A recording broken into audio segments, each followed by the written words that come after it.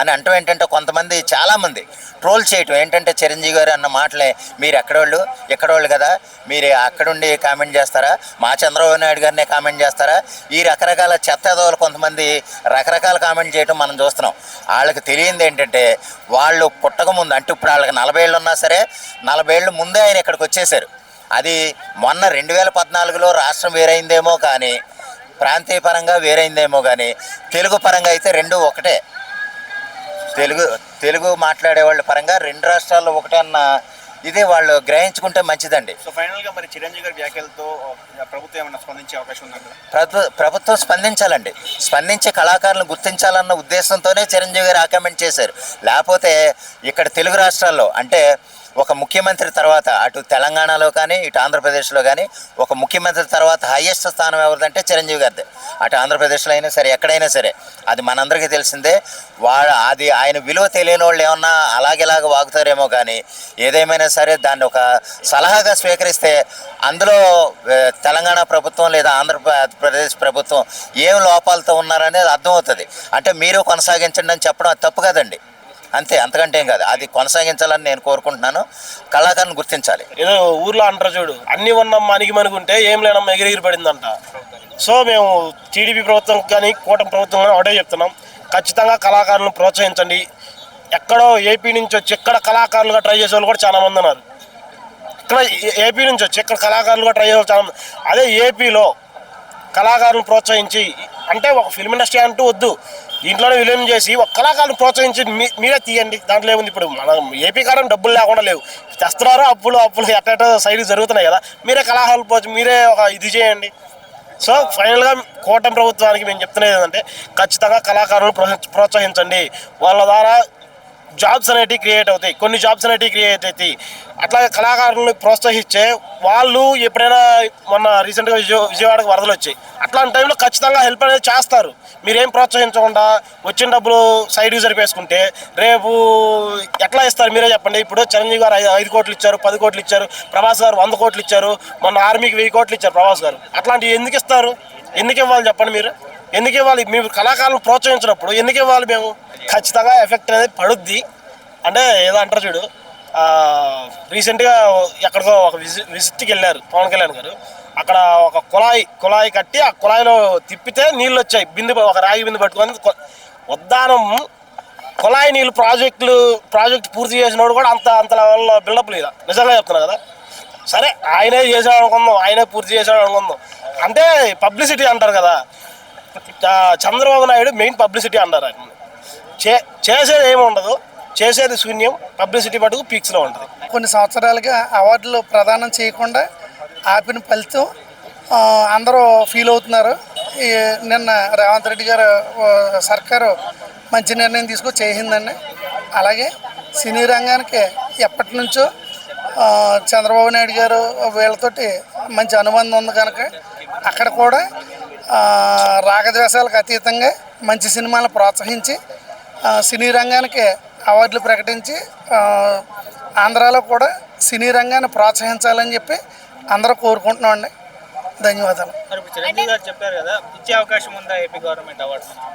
దాన్ని మంచిగానే తీసుకుంటారని భావిస్తున్నామండి. ఎందుకంటే తెలుగుదేశం గవర్నమెంట్లో కూడా తెలుగుదేశం పార్టీలో కూడా ఎక్కువ మంది సినీ ప్రముఖులే ఉన్నారు కదండి ఫస్ట్ నుంచి కూడా. ఇవాళ కొత్తగా కాదు కదండి, ఆ పార్టీయే సినిమా ప్రపంచానికి సంబంధించిన పార్టీ. వాళ్ళు ఈ విషయంలో ఎందుకో ఈ 2 years నుంచి పెద్దగా ముందుకి పట్టించుకోలేదు. ఇప్పుడు చిరంజీవి లాంటి పెద్ద అని చెప్పిన కామెంట్స్కి ఖచ్చితంగా వాళ్ళు మంచి నిర్ణయం తీసుకుని సినీ రంగాన్ని తెలుగు రాష్ట్రాల్లో బాగా ప్రోత్సహించి జాతీయ స్థాయిలో కాకుండా అంతర్జాతీయ స్థాయిలో కూడా మనకి సినిమా పరిశ్రమ అనేది తెలుగు రాష్ట్రాల్లో అభివృద్ధి చెందాలని చెప్పి అందరూ కోరుకుంటున్నాం. దానివల్ల మన 2 రాష్ట్రాల్లోనే ప్రతిభావంతులైన పిల్లలకి అవకాశాలు దొరుకుతాయి. ఎంతోమందికి నటులుగా సాంకేతికంగా అవకాశాలు ఉంటాయి. అవును, ఇందులో తప్పు పడటానికి ఏముందండి. ఇప్పుడు గత కొన్ని సంవత్సరాలుగా తెలంగాణలో కూడా అవార్డులు ప్రకటించకుండా పక్కన పెట్టారు కదండి. అది మళ్ళీ రేవంత్ రెడ్డి వచ్చాక 2 times గద్దర్ అవార్డ్స్ ప్రకటించారు. మరి తెలుగుదేశం ప్రభుత్వం కూటమి ప్రభుత్వం దాని మీద తగిన నిర్ణయం తీసుకుని సినిమా పరిశ్రమని ప్రోత్సహించడం బాగుంటుందండి. ఎందుకంటే ఎంతోమంది మీకులా చదువుకున్న పిల్లలందరూ ఇప్పుడు సినిమా సాంకేతికంగా కానీ సినిమాలకు సంబంధించి కానీ ఎంతగానో నేర్చుకుంటున్నారు, చాలా వరకు ప్రయత్నం చేస్తున్నారండి. వారికి అవకాశాలు ఇవ్వాలంటే సినిమా పరిశ్రమ నిలదొక్కుకోవాలి, అలాగే టీవీ నాటక రంగాలు అన్నీ కూడా నిలదొక్కుంటే బాగుంటుంది అనేది. చిరంజీవి గారి వ్యాఖ్యలపై కొంతమంది నెగిటివ్గా పాజిటివ్గా కామెంట్ చేస్తున్నారు, మీరేం చెప్తారు ఆ వ్యాఖ్యలు? అది నెగిటివ్గా అనుకోవడానికి అవకాశం ఉంటుందండి. ఇప్పుడు మంచి మాట చెప్పడమే కదండి. ప్రాంత విభేదం చూపిస్తున్నారు కదా అది- చిరంజీవి అది గారు. మంచి- తెలంగాణ అది వాళ్ళంటే తెలంగాణ వాళ్ళకి మాత్రమే ఇవ్వలేదు, ఆంధ్రప్రదేశ్ లో వాళ్ళని కూడా. ఇప్పుడు చిరంజీవి గారు కూడా ఆంధ్రప్రదేశ్ కి చెందిన వ్యక్తే. అది- ఇక్కడ అవార్డు తీసుకుంటున్నారు, మళ్ళీ ఎందుకు సెపరేషన్ చేస్తున్నారు? అమ్మ ఒక మాట చెప్పుకోవచ్చు, ఎందుకంటే అందరూ ఒక తల్లి బిడ్డలమే. ఆ విషయం మరి అందరూ మర్చిపోకపోవడం మంచిది. ఎందుకంటే ఇప్పుడు అందరూ తెలుగు తల్లి పిల్లలం, అంటే తెలుగు వాళ్ళు అందరూ అని ఫస్ట్. ఇప్పుడు అక్కడ వాళ్ళు ఎక్కడ బతుకుతున్నారు, ఇక్కడ వాళ్ళు ఎక్కడ బతుకుతున్నారు, దాన్ని అంతగా పరిగణించుకోవాల్సిన పని లేదు. రెండోది ఏ రాష్ట్రానికి ఆ రాష్ట్రం ఎవరి బ్రతకాలు బతుకుతున్నారో, అలాగే ఇక్కడ బతకడానికి వచ్చిన వాళ్ళకి కూడా అందరూ అవకాశం ఇస్తున్నారు, చేరదీస్తున్నారు. అన్ని రంగాల్లోనూ కూడా రెండు రాష్ట్రాల్లో ఇటు నుంచి అటు నుంచి ఇటు వెళ్తున్నారు. దీన్ని రాజకీయంగా మనం మాట్లాడుకోవడం మంచిది కాదు. ఒక తల్లికి నలుగురు బిడ్డలు ఉంటారు, అలాగే తెలుగు రాష్ట్రాల్లో అందరం కూడా ఒక తల్లి బిడ్డలంగా భావించాలి. అది సమంజసం కాదండి. చిరంజీవి గారు చేసిన వ్యాఖ్య ఏంటంటే, కళాకారులకు తెలంగాణ ప్రభుత్వం సహకరించినట్లుగా ఆంధ్రప్రదేశ్ ప్రభుత్వం సహకరించట్లేదని వ్యాఖ్య చేయడం జరిగింది. మరి ఆయన ఏ ఉద్దేశంతో చేశారది అంత చిక్కకుండా ఉంది. వాస్తవంగా చెప్పాలి అంటే చంద్రబాబు గారి ప్రభుత్వం ఎప్పుడు అధికారంలో ఉన్నా సినీ రంగానికి పెద్దపీట వేస్తుంది. ప్రస్తుతం కూడా విశాఖపట్నం రీజియన్లో 500 ఎకరాలు సేకరించి అక్కడ బ్రహ్మాండమైన స్టూడియోల నిర్మాణానికి ఏర్పాటు చేయాలనే ఉద్దేశంతో చంద్రబాబు నాయుడు గారు ఉన్నారు.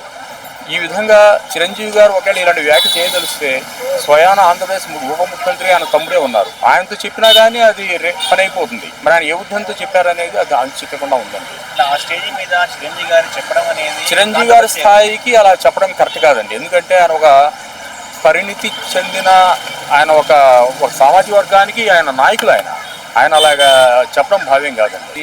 అంటే కొన్ని కారణాలతో ఆలోచించారు తప్పితే వేరే వ్యతిరేకత ఏం కాదండి. వ్యతిరేకత ఏమి కాదు, అన్నీ చేసుకొస్తున్నారు 1 by 1. అది చిరంజీవి గారు మన మాట్లాడడం వల్ల డిప్యూటీ సీఎంగా ఉన్న హీరో పవన్ కళ్యాణ్ గారి మీద కూడా ఎఫెక్ట్ పడుతుందండి, తప్పనిగా పడుతుంది. ఎందుకంటే స్వయం ఆయన సోదరుడే డిప్యూటీ సీఎం. అది కాకుండా సినీ రంగానికి చెందిన పూర్తి బాధ్యతలన్నీ కూడా చంద్రబాబు నాయుడు గారు పవన్ కళ్యాణ్ గారికి అప్పచెప్పారు. ఎందుకంటే ఆయన సినీ రంగం నుండి ఉన్న వ్యక్తి కాబట్టి ఆయనకు అప్పచెప్పినప్పుడు ఆయన పవన్ కళ్యాణ్ గారితో మాట్లాడినా సరే ఆయన ఏదనుకుంటే అవుతుంది. కానీ మరి ఆయన డైరెక్ట్గా చంద్రబాబు గారి మీద వ్యాఖ్య చేయడం అనేది అది సరికాదు. మరి ఆయన ఏ ఉద్దేశంతో అన్నారనేది అంత చిక్కకుండా ఉందండి. ఇప్పటికీ చిరంజీవి గారు వ్యాఖ్యలు అన్నాక ఇప్పటికైనా మార్పు వస్తుందంటారా, కదలిక వస్తుందంటారా? అయితే ఒకటి, చిరంజీవి గారు చేసిన వ్యాఖ్య వల్ల చంద్రబాబు నాయుడు గారు దీన్ని కొంచెం పరిశీలనలో తీసుకొని దానికి ఏంటనేది ఆయన ఒక ఆలోచన చేస్తారండి. ఏదైనా అసంతృప్తులు ఉంటే దాన్ని సరిచేసే ప్రయత్నం కూడా చేస్తారు.